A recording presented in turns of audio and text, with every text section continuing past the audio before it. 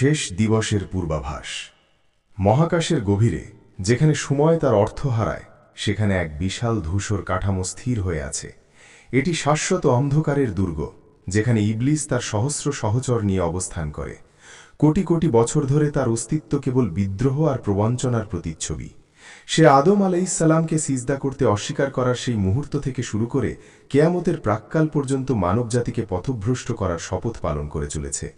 কিন্তু আজ মহাজাগতিক ক্যালেন্ডারের শেষ পাতা উল্টে গেছে। মহাবিশ্বের প্রতিটি কোণে এক অদ্ভুত নীরবতা নেমে এসেছে। নক্ষত্রপুঞ্জ তাদের চিরন্তন নৃত্য থামিয়ে দিয়েছে, গ্যালাক্সিগুলো তাদের গতি কমিয়ে এনেছে। এই নীরবতা কোনো শান্তি বা স্থিরতার প্রতীক নয়, বরং এটি এক মহাপ্রলয়ের পূর্বাভাস। ইবলিস তার কৃষ্ণ সিংহাসনে উপবিষ্ট, তার চোখ দুটি অগ্নিস্ফুলিঙ্গের মতো জ্বলছে, কিন্তু তার ভেতরে এক অস্থিরতা খেলা করছে, যা তার অনন্ত জীবনের ইতিহাসে আগে কখনো আসেনি। তার চারপাশের জিন আর শয়তানেরা সন্ত্রস্ত হয়ে ফিসফিস করছে। তাদের অনন্তকাল ধরে শেখানো হয়েছে যে ইবলিস অপরাজেয়, অমর। কিন্তু আজ তাদের নেতাকে দেখে মনে হচ্ছে তার সেই অজেয়তার বর্ম ফাটতে শুরু করেছে। আমার সময় কি তবে ফুরিয়ে আসছে? ইবলিসের গভীর কণ্ঠস্বর প্রতিধ্বনিত হল, যা কেবল তার অনুচরদের নয়, বরং মহাবিশ্বের প্রতিটি কণার ভেতর দিয়ে প্রবাহিত হল। তার মনে পড়ল সেই প্রতিশ্রুতির কথা যা আল্লাহ তাকে দিয়েছিলেন, পুনরুত্থান দিবস পর্যন্ত তাকে অবকাশ দেওয়া হবে। সেই দিবস কি তবে আজ? তার মস্তিষ্কের প্রতিটি স্নায়ুতে সহস্রাব্দীর স্মৃতি ঝলসে উঠছে। আদম আলাইহিসসালামকে প্ররোচিত করার সেই প্রথম জয়, নূহ আলাইহিসসালামের প্লাবনের সময় মানবজাতির পাপের সয়লাভ, ইব্রাহিম আলাইহিসসালামকে আগুনে ফেলার চেষ্টা, মুসা আলাইহিসসালামের লাঠি ও জাদুর মোকাবিলা, ঈসা আলাইহিসসালামের অলৌকিক জন্ম নিয়ে অপপ্রচার, এবং সর্বশেষে মুহাম্মদ সাল্লাল্লাহু আলাইহি ওয়াসাল্লামের বিরুদ্ধে তার সমস্ত ক্ষমতা প্রয়োগ করার ব্যর্থ চেষ্টা। প্রতিটি স্মৃতিই ছিল ক্ষমতার দম্ভ, সফলতার উন্মাদনা। কিন্তু তার সবচেয়ে বড় সাফল্য ছিল মানবজাতির হৃদয়ে সন্দেহ আর অবিশ্বাস বপন করা, লোভ আর ক্রোধের বীজ রোপণ করা। সে তাদের দুর্বলতাগুলিকে পুঁজিতে পরিণত করেছিল, তাদের আশাগুলিকে হতাশায় ডুবিয়েছিল। হঠাৎ তার অন্তরাত্মায় এক তীব্র কম্পন অনুভূত হল। এটি কোনো ভূমিকম্প বা মহাজাগতিক ঝড় নয়, এটি ছিল সময়ের সমাপ্তির ঘোষণা। নভমণ্ডল ও ভূমণ্ডলে এক নতুন শব্দ বেজে উঠল, শিঙার ফুৎকার। প্রথম ফুৎকার, যা সমস্ত জীবন্ত আত্মাকে বিমূঢ় করে দিল। জিন আর শয়তানেরা আতঙ্কে একে অপরের গায়ে আছড়ে পড়তে শুরু করল। তাদের অনন্ত জীবন, তাদের দম্ভ, তাদের বিদ্রোহ সব অর্থহীন মনে হতে লাগল। ইবলিস অনুভব করল তার দীর্ঘ বিদ্রোহপূর্ণ জীবনের সমাপ্তি আসন্ন। তার মস্তিষ্কে সেই ভয়ঙ্কর বাক্যটি ঘুরপাক খাচ্ছিল, কুল্লু নাফসিন যায়কাতুল মাউত। প্রতিটি আত্মাকে মৃত্যুর স্বাদ গ্রহণ করতে হবে।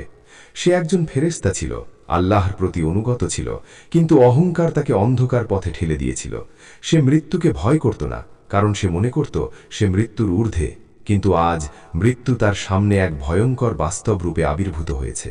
সে তার সিংহাসন থেকে উঠে দাঁড়াল, তার বিশাল ছায়া তার সন্ত্রস্ত অনুচরদের ওপর পড়ল। ভয় পেও না, সে গর্জন করে উঠল, কিন্তু তার নিজের কণ্ঠেই এক অজানা কম্পন ছিল। আমি ইবলিস, আমি মৃত্যুকে পরাজিত করেছি অসংখ্যবার, আজও করব।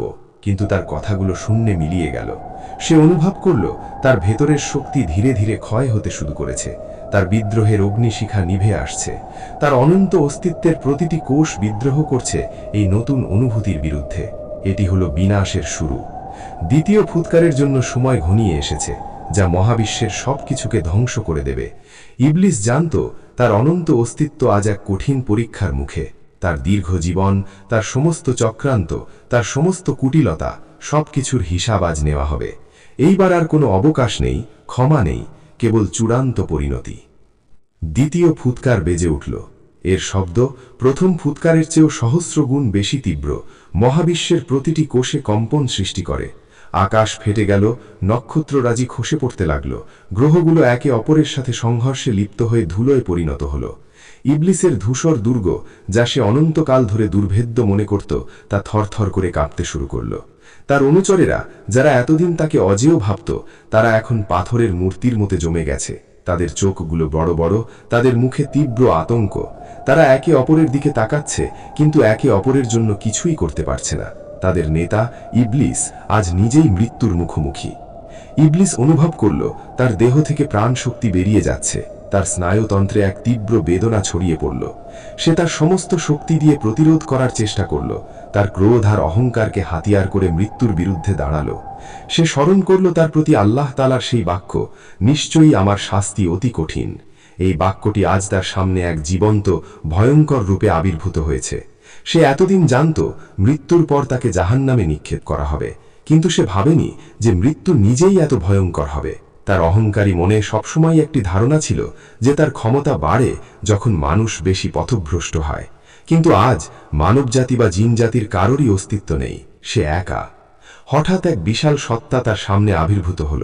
এটি হল মৃত্যুর ফেরেশতা আজরাইল আলাইহিসসালাম। আজরাইল আলাইহিসসালামের আকৃতি এতটাই বিশাল যে ইবলিসের দুর্গ তার সামনে ক্ষুদ্র মনে হল। তার চোখ থেকে এক নির্জীব আলো বিচ্ছুরিত হচ্ছে, যা ইবলিসের অন্তরাত্মাকে ভয় ধরিয়ে দিল। আজরাইল আলাইহিসসালামের আগমন মানেই বিনাশের চূড়ান্ত ঘোষণা। ইবলিস তার সমস্ত বিদ্রোহ, তার সমস্ত অহংকার, তার সমস্ত শক্তি একত্রিত করে আজরাইল আলাইহিসসালামের মুখোমুখি দাঁড়াল।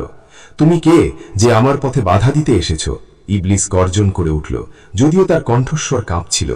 আজরাইল আলাইহিসসালাম কোনো উত্তর দিলেন না, কেবল তার বিশাল ডানার একটি ঝাপটা দিলেন। এই ঝাপটায় ইবলিসের দুর্গ চূর্ণ বিচূর্ণ হয়ে গেল। শয়তান ও জিন্নেদের আত্মারা এক এক করে তাদের দেহ ছেড়ে বেরিয়ে আসতে লাগল। এক ভয়ঙ্কর চিৎকারে মহাকাশ ভরে গেল। ইবলিস অনুভব করল তার নিজের আত্মাও তার দেহ ছেড়ে বিচ্ছিন্ন হতে চাইছে। এটি ছিল এক অসহায় যন্ত্রণা যা সে অনন্ত জীবনে কখনো অনুভব করেনি। সে চিৎকার করে উঠল, না, আমি মরব না, আমি অমর। আমি আদমকে সিজদা করিনি কারণ আমি শ্রেষ্ঠ, আমি মরতে পারি না।